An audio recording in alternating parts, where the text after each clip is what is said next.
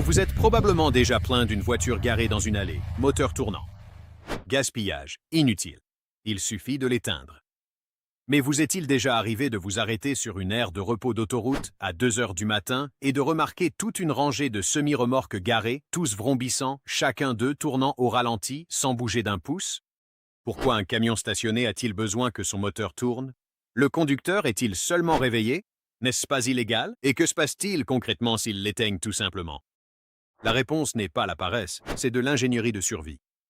Mais la véritable raison va bien au-delà du simple fait de rester au chaud. Voici ce que la plupart des gens ne comprennent pas. Un semi-remorque n'est pas seulement un gros véhicule. C'est un appartement roulant, un entrepôt frigorifique sur roues et une machine construite autour d'un moteur diesel de 13 litres qui a des exigences très particulières concernant l'arrêt à froid. La cabine dispose d'une couchette, un vrai lit à l'arrière où les conducteurs sont légalement tenus de se reposer pendant 10 heures entre les quarts, selon la réglementation fédérale sur les heures de service. Ce n'est pas une suggestion, c'est la loi.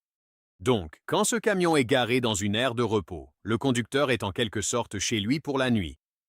Et ce moteur qui tourne au ralenti, il alimente le chauffage, la climatisation, les prises électriques et parfois même toute la remorque frigorifique accrochée derrière. Donc, quand le camion est garé, il continue en réalité de fonctionner. Mais c'est là que les gens se trompent. La réaction courante, c'est « il suffit de l'éteindre et de le rallumer le matin ». C'est ce que tout le monde fait. Une voiture le fait très bien, mais un moteur diesel n'est pas une Toyota Camry, loin de là.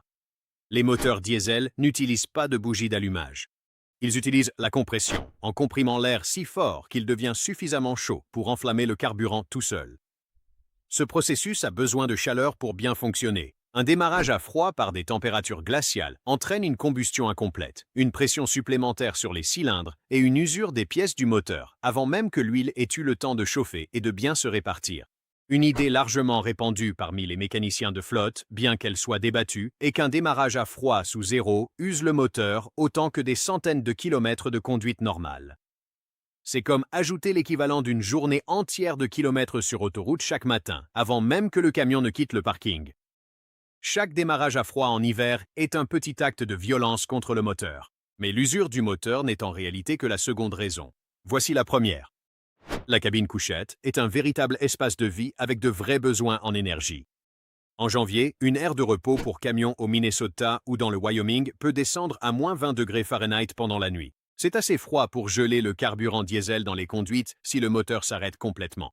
Le ralenti fait tourner le chauffage. Il maintient le conducteur en vie, au sens très littéral du terme. Mais il y a un autre aspect auquel la plupart des gens ne pensent jamais. Un grand nombre de conducteurs de poids lourds longue distance utilisent des appareils CPAP la nuit, ces dispositifs respiratoires utilisés par les personnes souffrant d'apnée du sommeil. Pas de moteur en marche, pas d'électricité, pas de CPAP. Et un conducteur qui ne peut pas utiliser son équipement médical n'est pas seulement inconfortable, il représente un risque pour la sécurité sur la route le lendemain matin.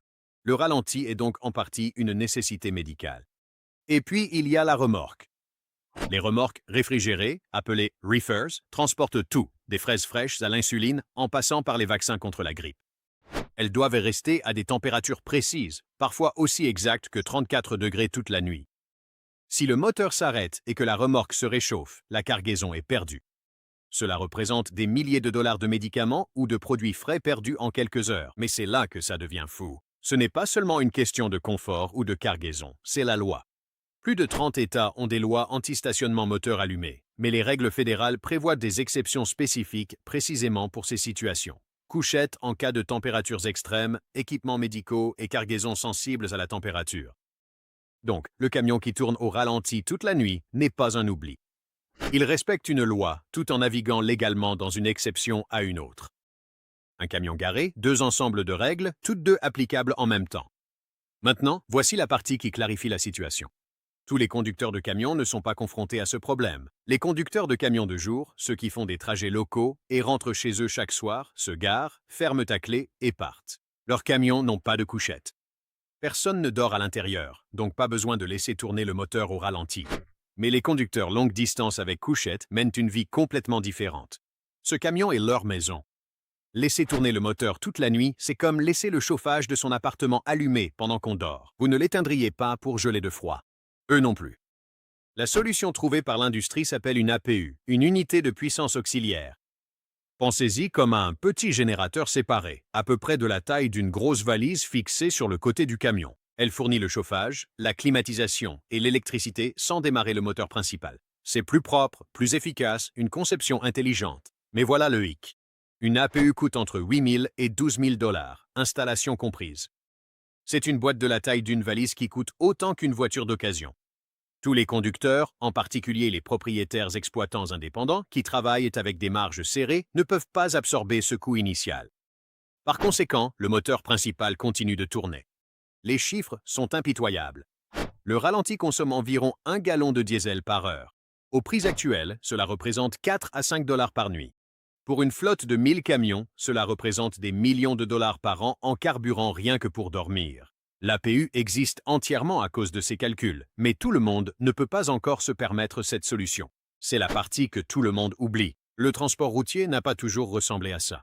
Revenez au début du transport longue distance en Amérique, dans les années 40. Route à 2 voies, pas d'autoroute, des dîners tous les 50 miles.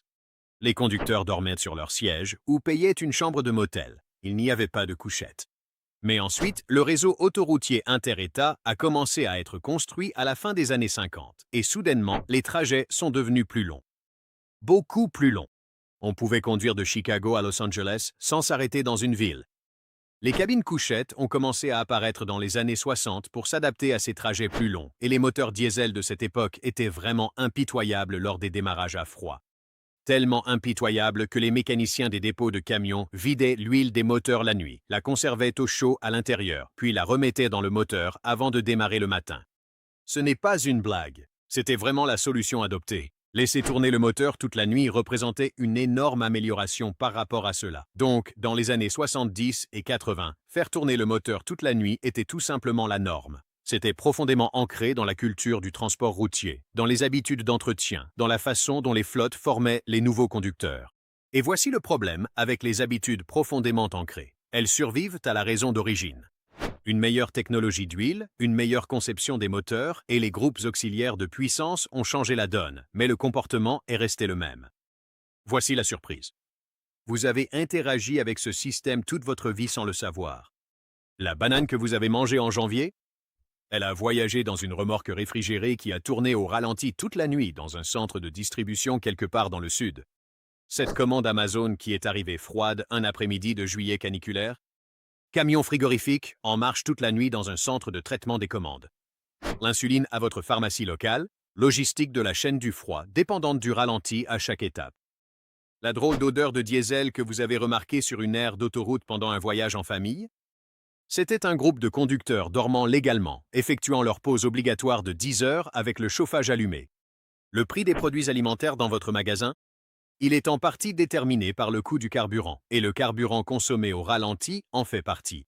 Si vous avez déjà utilisé une machine CPAP, le même appareil fonctionne ce soir dans les cabines couchettes des camions à travers le pays, alimenté par le moteur au ralenti. Ces panneaux, interdiction de laisser tourner le moteur, que vous avez peut-être vus à certains relais routiers, ils existent à cause du patchwork complexe de lois anti-ralenti dans une trentaine d'États.